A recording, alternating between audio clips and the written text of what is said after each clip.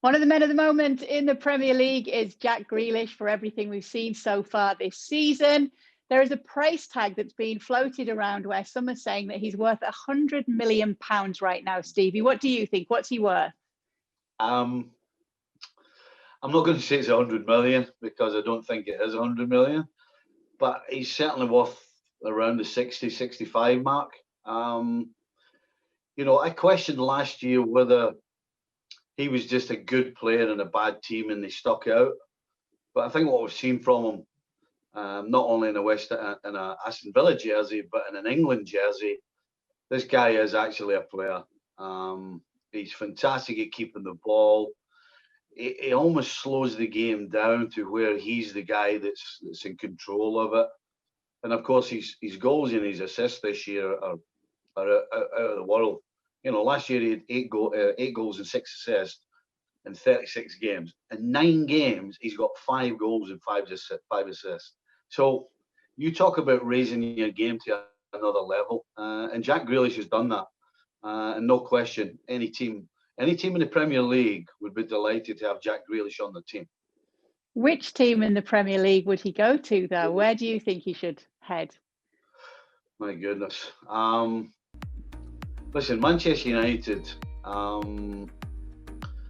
lack consistency, and they need to get players who are not only consistent, but consistent at a real high level that will take a club like Manchester United back to where they think they belong, which is fighting for Premier Leagues and fighting for European titles. Jack Grealish can do that.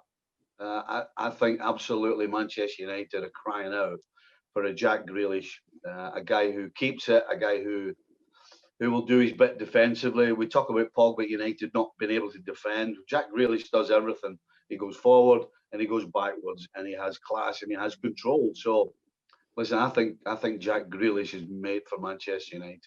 So you don't agree with Arsenal fan Piers Morgan, who says that the Gunners should shell 100 million for this player?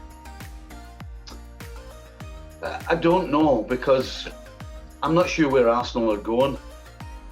They've been pretty stagnant for what, 5-6 years. So if I'm a Jack Grealish and I'm stepping up in class every time I step on the field, I want to go somewhere where they're either at the top or they look as though they're going to reach the top again. And I would suggest again at Manchester United, with the money they have, they're capable of going out and buying their way into the top. And so if I'm Jack Grealish, I'm looking at Manchester United before I look at Arsenal. Listen, Arsenal are going the wrong way. Jack Grealish is going upwards, and Arsenal, in my opinion, right now are going downwards. So for a player like him, it doesn't make any sense professionally. Never mind the money. Professionally, it doesn't make any sense for him to go to Arsenal. Is it not just a risk overall to go to a bigger club, Stevie, for a player like this who's in the form that he is with Villa, where he is so comfortable? I don't think so. Not when you're as good as he is. Is there a flaw in his game? It'd be really hard to pick out a flaw right now.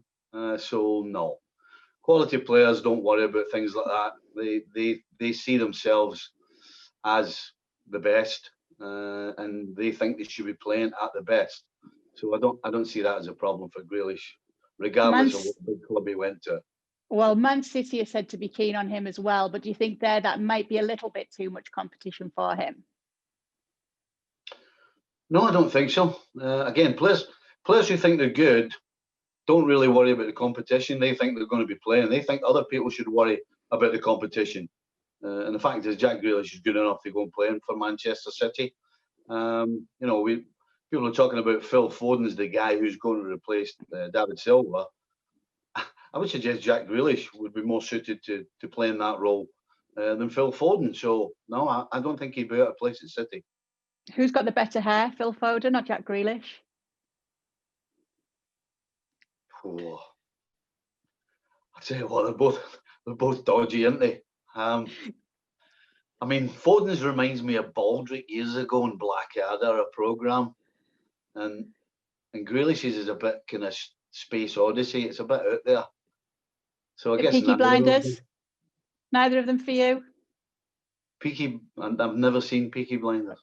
Oh, there you go. Short back and sides is the way forward for Stevie Nicol. Thanks so much for watching ESPN on YouTube. And for more sports highlights and analysis, be sure to download the ESPN app. And for premium content and live streaming, subscribe to ESPN Plus.